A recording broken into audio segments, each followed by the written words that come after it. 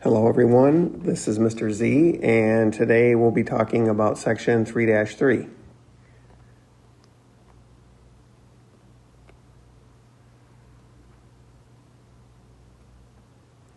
So in section 3-3, we'll be solving inequalities using multiplication and division. And again, just like in chapter 2, we're going to use opposite operations. So the opposite operation for multiplication would be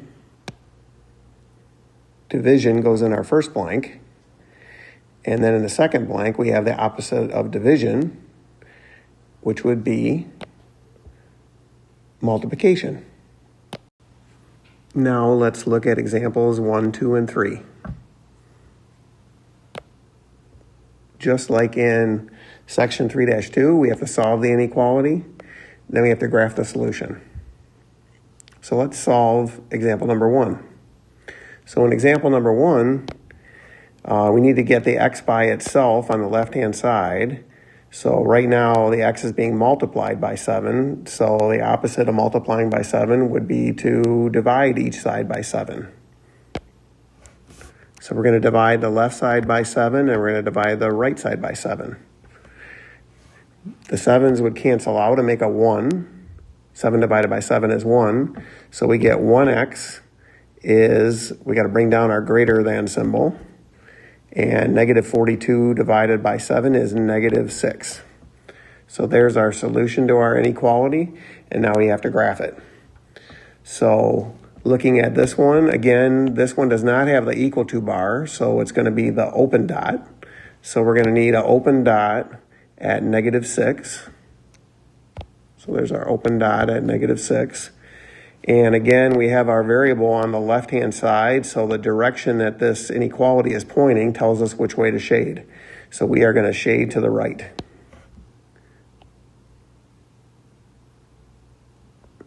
And there we go. There's our solution for number 1.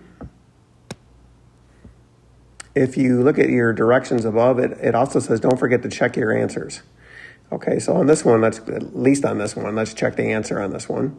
So you can see that we've shaded to the right of negative 6. So any number to the right of negative 6 on the number line, any number that's greater than negative 6 will be a solution to this original inequality. So let's pick a number to the right of negative 6. So I'm going to pick a number right here. So that would be negative 2. All right, and then I want to check that in the original inequality. So let me write the original inequality. So I've written the original inequality right here. 7x is greater than negative 42. And then what I want to do is I want to take the number that I'm testing, which was negative 2, and I'm going to take that negative 2 and I'm going to plug it in right there. So that's going to look like 7 times negative 2 is greater than negative 42. And then 7 times negative 2, that's going to give me negative 14 is greater than negative 42. So if you think on the number line, then negative 14 is definitely to the right of negative 42 if you made a number line. And so that means that this is true. Negative 14 is greater than negative 42. So that is true. And so we can see then that we have our solution correct and we also have our graph correct. Let's move on to number 2. So in number 2, again, we want to get this m all by itself. Right now the m is divided by 3, so the opposite of dividing by 3 would be to multiply both sides by 3. So we're going to multiply the right-hand side by 3 on the top and the left-hand side by 3 up there in the top. Now, if you want to think of this is really 3 over 1, but I think you guys will be okay, so I'll take that out of here. All right, well then what happens? Well, these 3's cancel. If you have a 3 in the numerator and a 3 in the denominator, they cancel out and make a 1. 3 divided by 3 is 1. So all you have on the right-hand side of your inequality now is m, and then we need to bring down our inequality symbol just like it's written. So it's a less than or equal to. And then on the left-hand side, we have 2.4 times 3, so that is 7.2. Now that is our solution, but again, we don't like to usually write our solutions with the variable on the right-hand side. So I'm going to move this so that I'm going to take the m and write it on the left-hand side, and I'm going to write the 7.2 on the right-hand side. But when I do that, I need to be careful because as you can see right now, this less than, this is pointing towards, the point is going towards the 7.2. So if I'm going to rewrite this with the variable on the left, then I need to make sure that the inequality is still pointing towards the 7.2.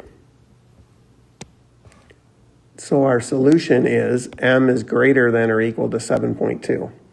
Now we have to put this on the number line. Again, we're going to note that this one does have the equal to bar, so we do need a solid dot. So we're going to put a solid dot. So I'll give us a solid dot here at 7.2. And once we had the variable written on the left, then we know that the direction that this inequality is pointing, that's the way that we shade it. The same direction as, think of that as like an arrowhead. So we're going to shade to the right. There you go, that's number 2. So then let's take a look at number 3. In number 3, we're going to try to get the r here all by itself. And right now it's being multiplied by 3/4. So the opposite of multiplying by 3/4 would be dividing by 3/4.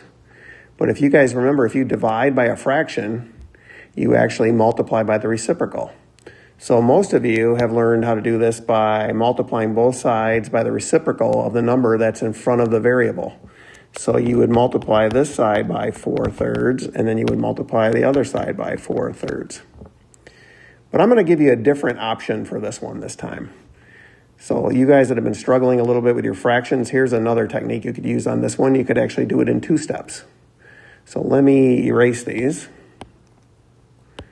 And what I'm going to do is right now I'm dividing by 4. So what I'm going to do is I'm going to multiply both sides by 4 in the numerator like that. Well, if I do that, then these 4s over here on the left-hand side would cancel out like that, because 4 divided by 4 would be 1. All right, so a 4 on the top and a 4 on the bottom will cancel out. Well, if I do that now, then what I have left is I have 3r, so I have 3r on the left is less than 12 times 4, which is 48. What I have now is 3r is less than 48. And then I still want to get the r by itself, so the opposite of multiplying by 3 would be dividing by 3. So let's divide each side by 3. So again, we're just going to divide both sides by whatever number is in front of that variable. So I divide the left side by 3 and I divide the right side by 3. And again, these cancel out. 3/3, that's 1, so I get 1r. Bring down my inequality symbol, which was a less than. And then on the right-hand side, I have 48 divided by 3, which is 16. So there's my solution, but then I still have to graph it on the number line. So again, note on this one does not have the equal to bar, so it's going to be an open dot. So we're going to make an open dot here, and I'm going to have that coordinate be 16. And then since I have my variable written on the left-hand side, this arrowhead here is going to tell me which way to shade. So I am going to shade to the left.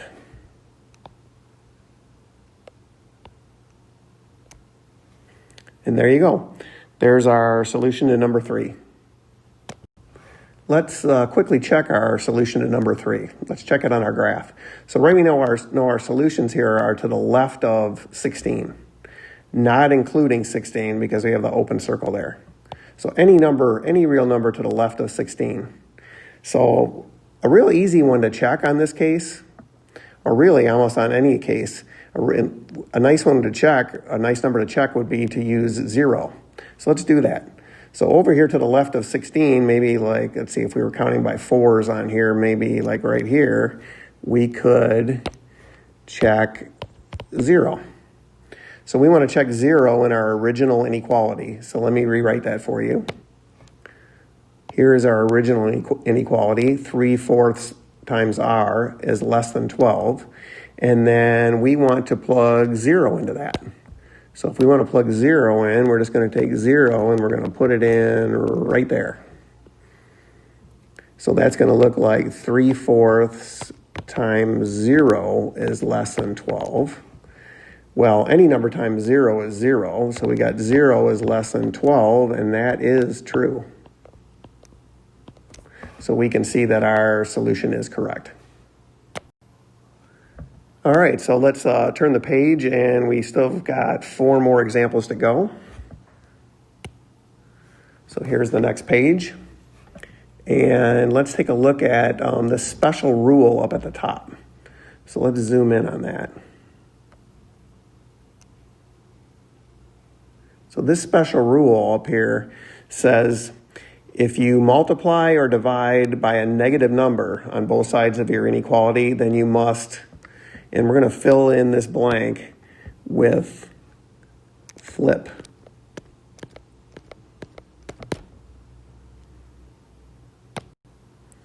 So now this special rule says if you multiply or divide a negative number, if you multiply or divide both sides of your inequality by a negative number, you must flip the inequality symbol.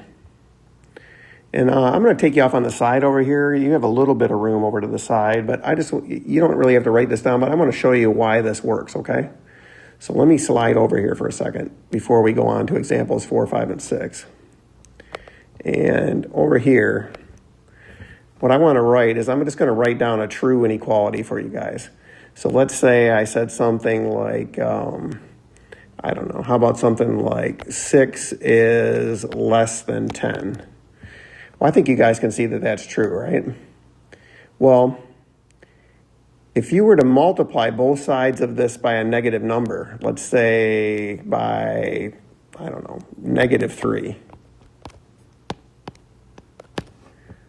So if you do that, now the left-hand side is -18 and the right-hand side is -30. Now think on your number line. Which number is greater? Well, it's the number that is further to the right on your number line. So it's actually -18 is greater than -30. And can you see now that I actually flipped the inequality symbol the other way? Let's do one more of those. So let's say I erase this stuff. We'll start with the same inequality. 6 is less than 10. That's true. And then let's say I divide both sides by -2. So if I just do that real quick, 6 divided by -2, that's -3. And 10 divided by -2 is -5. Which one's greater? Well, think on your number line. The number that's further to the right on the number line is the greater number. So that means -3 is greater than -5. And again, now you can see that I had to flip the inequality the other direction. So if you're ever wondering why, if you'd heard that rule before, why it's true, there's a couple quick little simple examples to show you why that's true. Let's get back on to examples 4, 5, and 6 then. So we'll erase this. Here we go. So let's look at example 4. In number 4, we're going to try to get the x by itself. So the opposite of, well, right now, the x is multiplied by -12. So the opposite would be to divide both sides by -12. Again, you guys are just going to divide both sides by whatever number's in front of that variable. I'm sorry about that. I accidentally bumped my iPad. So we're going to divide this side by -12. And we're going to divide the right-hand side by -12. Well, -12 divided by -12, that cancels out and makes a 1, because any number divided by itself is 1. So on the left-hand side, we have 1x. And on the right-hand side, we have -7. But by that special rule above, we divided both sides by a negative. If that happens, if we divide both sides of our inequality by a negative number, then we have to flip the inequality the other way. So instead of being a greater than now, it becomes a less than. So that is our solution. And then we have to graph it on the number line. Again, we want to note that there's no equal to bar, so this one is going to be an open circle. So let's put an open circle right here, and -7. And again, this one is pointing to the left, this inequality symbol, so we're going to shade to the left. All right, so there's our solution for number 4. Now again, we own that special rule. That's only if we multiply or divide both sides by a negative number. All right. If you think back on what we did on examples 1, 2, and 3, if you multiply or divide both sides by a positive number, you don't flip the inequality symbol. You leave it alone. All right. You only flip it the opposite direction if you multiply or divide both sides by a negative number. So let's go on to number 5. In number 5, we want to get this x by itself. The opposite of dividing by -3 is going to be multiplying by -3. So we are going to multiply the right side by -3, and we're going to multiply the left side by -3. All right, well, these -3's on the right are going to cancel because -3 on top and -3 on the bottom, any number divided by itself is 1. So the right-hand side just becomes 1x. Then the left-hand side, we've got -3 times -8. That's a positive 24. But because we multiply both sides by a negative number, we have to flip the direction of the inequality. So it was a less than or equal to, so we're going to switch it the other way, and it's going to be a greater than or equal to. Now this is going to be a little bit tricky because we generally, again, like to write the variable on the left-hand side. So if I write the variable on the left-hand side and I write the 24 on the right-hand side, at this point, I need to make sure that this inequality is still pointing towards the x. So when I rewrite it here with the variable on the left-hand side, I am going to have it pointed towards the x like that. So that is our solution for number 5. And then, of course, we have to graph this one. So on this one, again, we want to know we do have the equal to bar, so that's the solid dot. So I need to draw a solid dot at 24. So we'll put a solid dot at 24. And then this inequality is pointing towards the left now, the one that I circled. So we're going to shade to the left.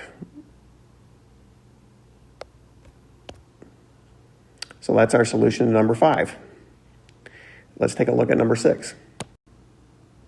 In number 6, I'm going to use the same technique I used in number 3, and I'm going to do this problem in 2 steps.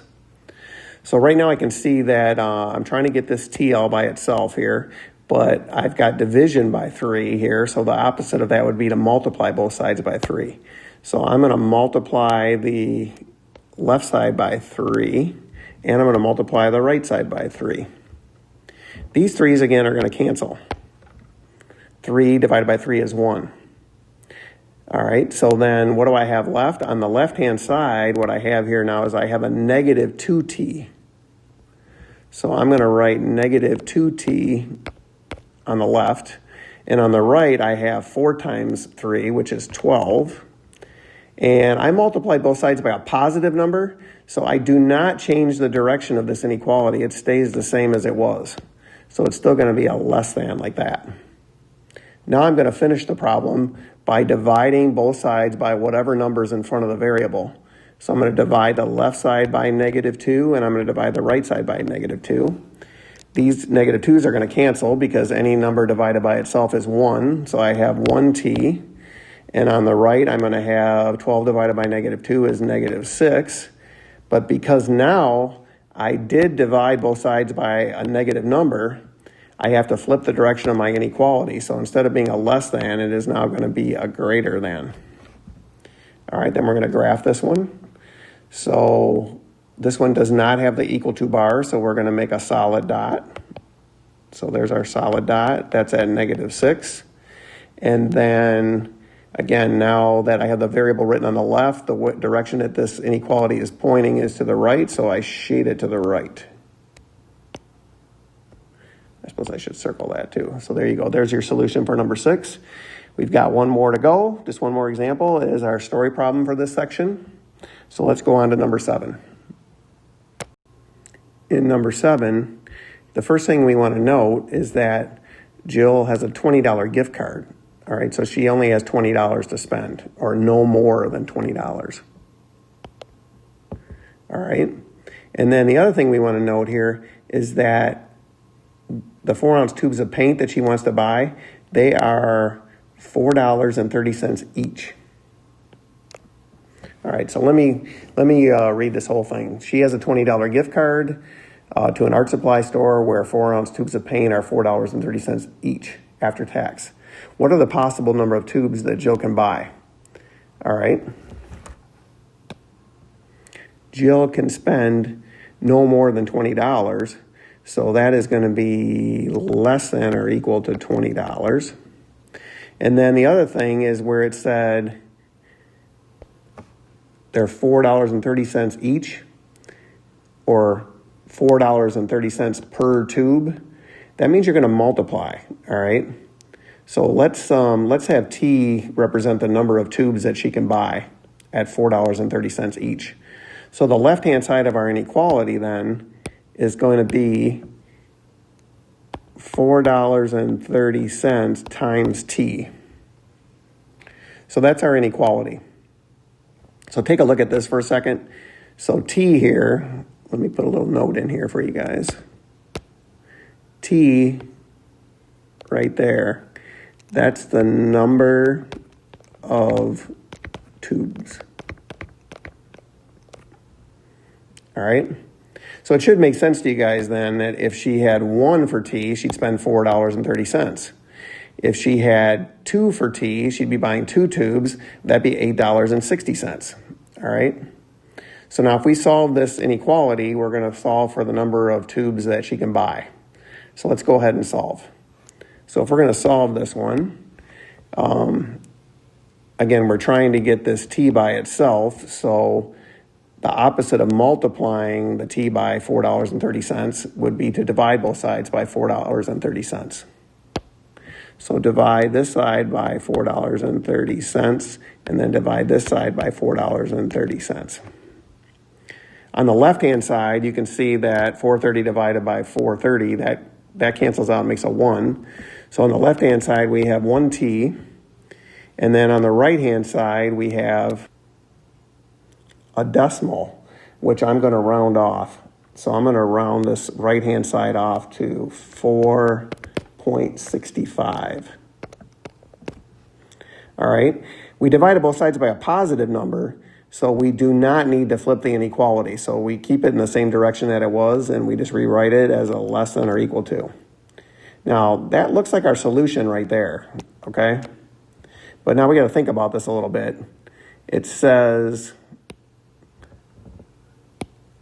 what are the possible number of tubes that Jill can buy? Well, she can't buy 0.65, okay? She can't buy 65 1/100ths of a tube of paint, all right? They're only going to give you,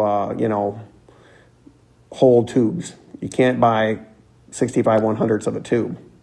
So really then what we want to say then is that we want to say that she can buy